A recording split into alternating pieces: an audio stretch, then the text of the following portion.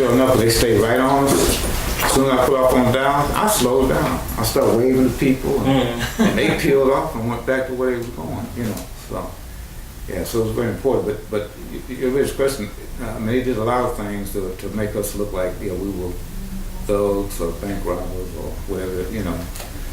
And you know, the other side of the flip side of the coin is they're gonna always look at the negative side, but they don't look at how this organization got started, who started it. You know, Huey Newton was a doctor, Dr. Huey Newton. Mm-hmm. He wasn't just no ignorant man. Mm-hmm. Bobby Seale and Catherine Cleveland, Angela, they are very intelligent people. So, you know, they try to put the Panther Party down just like, you know, we just ignorant, don't know nothing, just radical gangsters. But that's not so. All of this was put on paper and planned. Yeah. This was a planned party. It wasn't just some happened. And it's worldwide, and I'm sorry if they can't handle it, and still can't handle it. They can't handle it. See, it was a thing too. See, we were world-wide. We had to read so many hours a day. All kinds of books from France Fanon. I mean, this one book I openly read. It's called Jonathan Livingston Seagull. I don't know if you've heard of the book, but it's about this seagull that wanted to fly like the eagles, and all the other seagulls laughed at him. You know, but every day he would try, he would try, he would try. But I mean, we read books like that. Mm-hmm. Everything wasn't. I even tell a lot of my brothers now this. You got to have a worldview. You know, you can't just be, because then you become like the oppressor. You know, they want to censor this and want to censor that.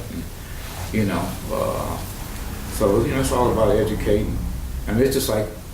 We talk about unity with all communities, but it's still some schisms in certain parts of the black community, the Hispanic community about, because they try to divide ours. They tell blacks, all these Mexicans are taking your job or they're doing this or that, but you have to educate people because that's what they try to do, it's divide you. I remember even from a personal experience, I was with a friend of mine, this is back in the 80s, and he was getting his car done. It's upholstery by this Hispanic brother, and he's telling me, hey boy, do this, hey boy. I said, man, what the hell are you doing? I said, now a white person call you a boy, you'd be all pissed off. I said, that's a man, what are you calling that man a boy? So a lot of these things, we still got to educate people on, and one thing about the party is that, we say you have to reach the people where they're at. Because we had what we had the party line, is that, we studied and talked amongst each other. And then we had the mass line, where you had to break it down to where people can understand what you're talking about. And you can't force people to come to where you're at. You got to, educate them.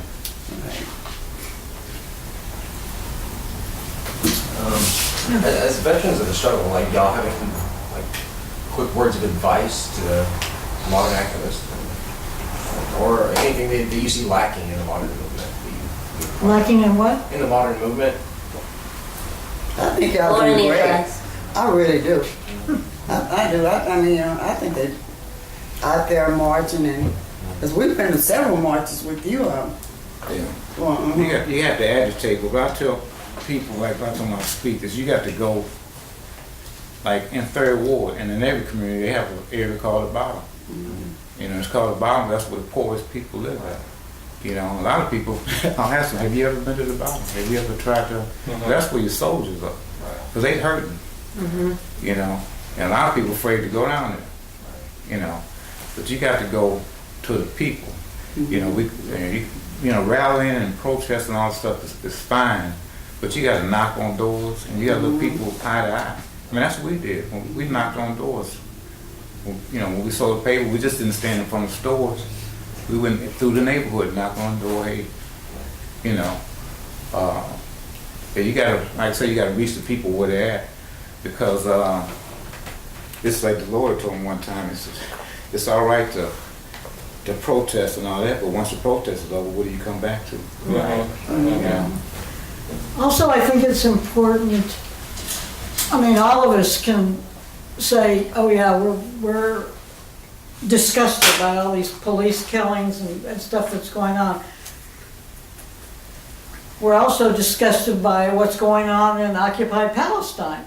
I think it's important to relate the struggles, because they're interrelated. The same system that murdered your brother Right.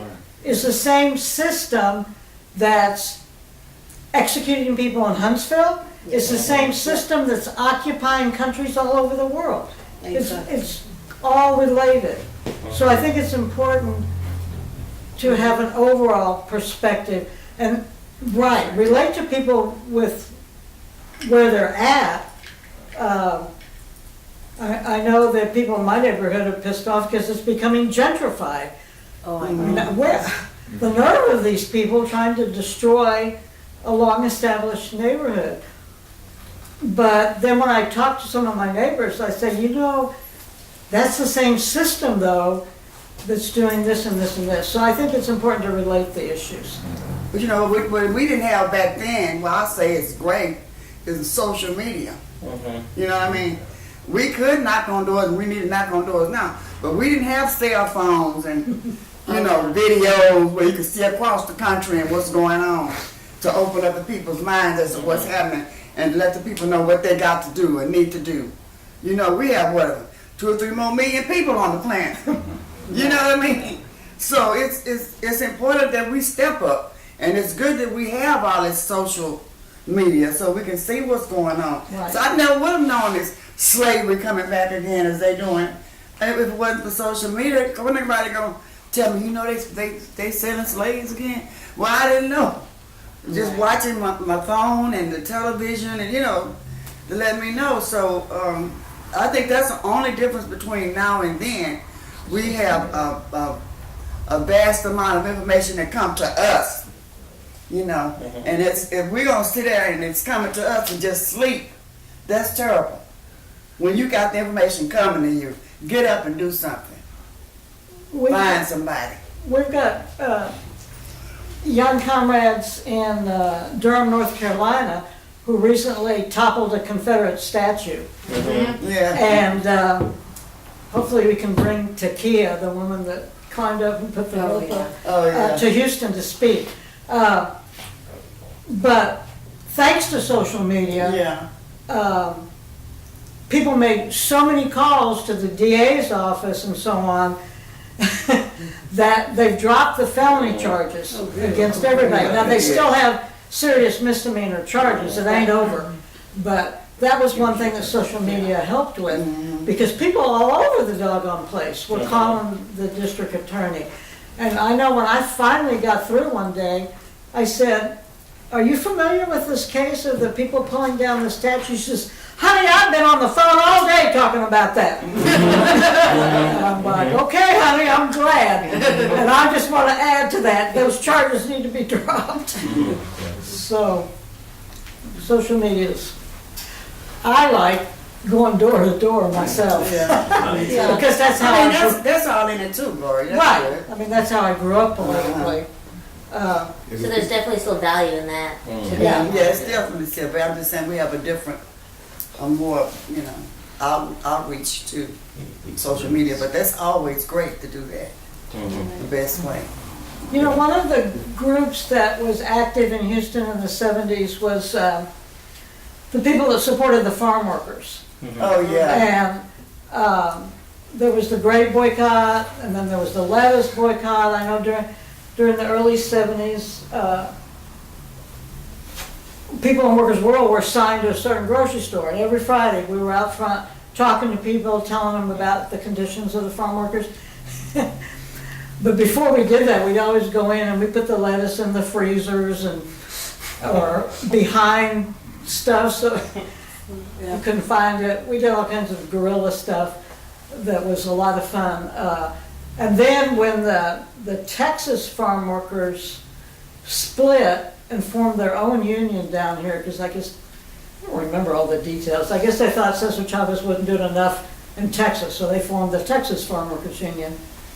And there was a lot of activities around that. That was important issues. This is it's a group that I have a lot of respect for, and they're not progressive, and they're just Jehovah's Witness. that's what they do. They go door to door. You know, and you see them coming up, don't open the door. But I mean, but they be out there. Yeah, it's good. It's good. And they, you know, You can tell them you're a communist and an atheist. And it works for them. Yeah, it works, Because going door to door, you have that one-on-one. human contact with that other, your fellow human being, your sister. Yeah. You have that contact. That's good, yeah. Talk with them, you know, because speaking of Jehovah's Witnesses, I run into, well, they run into me a lot at my house, and for some reason we end up in this long conversation, and they will tell me, okay, thank you, well, sorry to bother you, but thank you for the talk. Okay, you're welcome. You know, it's because you have that human contact. Yeah. And you end up getting across somebody, and you end up opening someone's mind on something that they otherwise would have known. And yeah, that door to door is something that I would do. And just like coming to people at their level, it's like I remember one time in the Southern Papers, me and Frost, and Claude was coming at this guy, you know, I was a revolutionary talking about stuff like that. So I said, did you see the Rockets game the other night? He said, yeah. I don't want to talk to you, I want to talk to you. So we started talking about baseball, and then led to politics. Yeah. You know what I'm saying?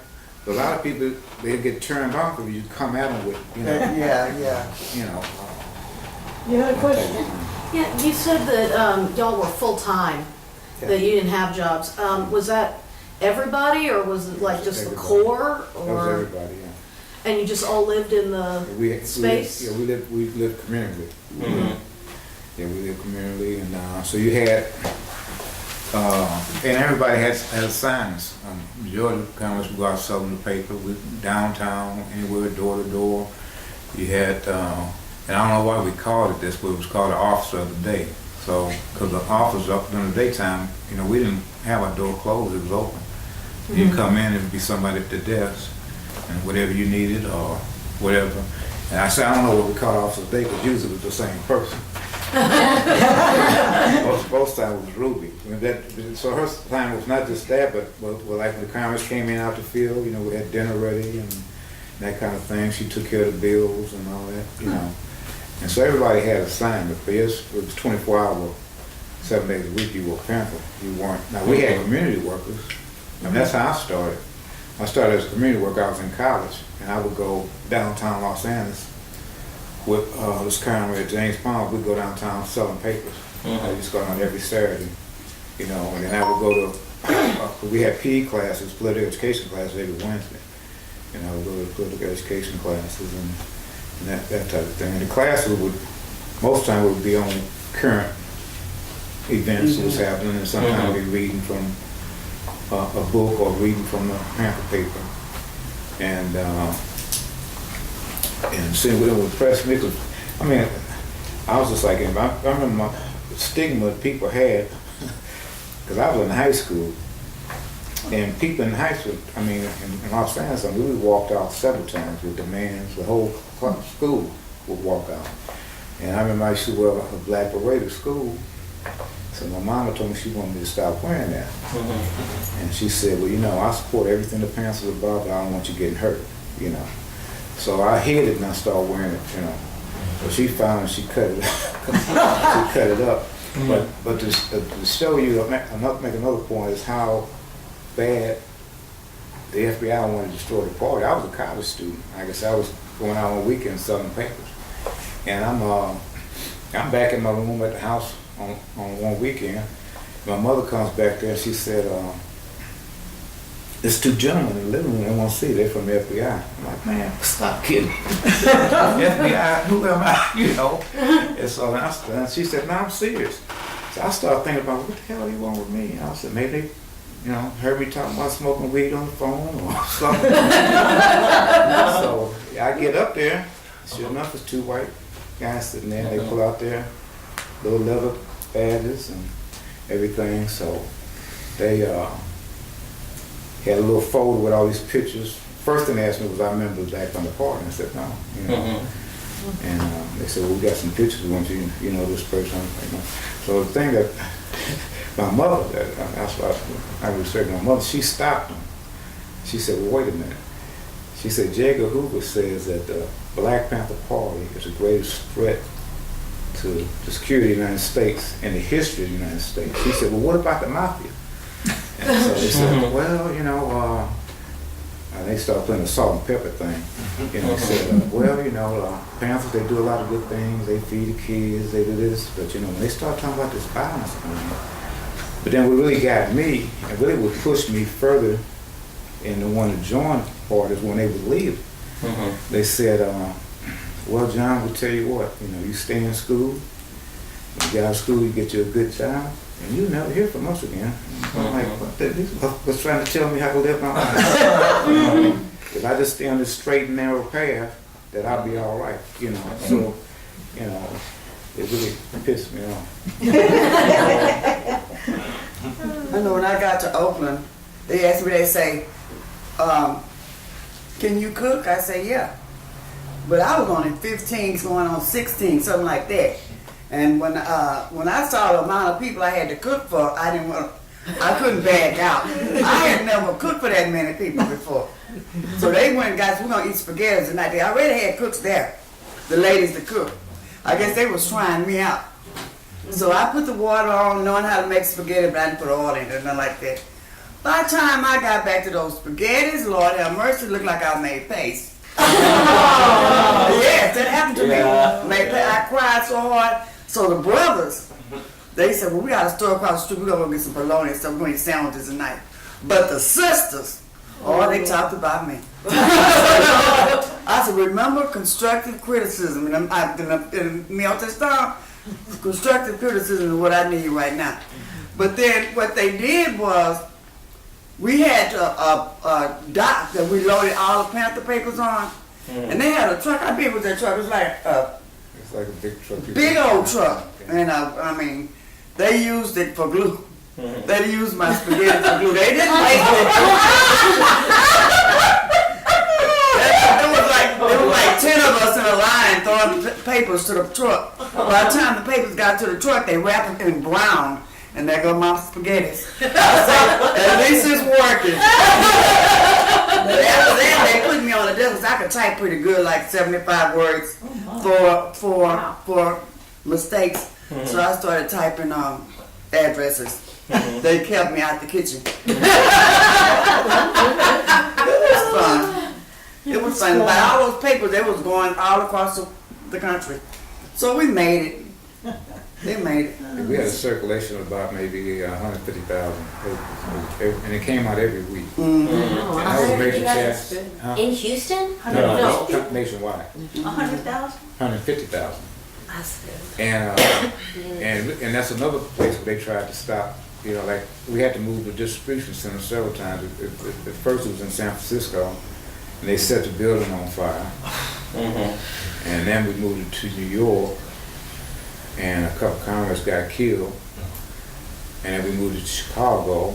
And then another thing they would do at some places, they would, when the papers got there, they would hose them down with water hose. You know?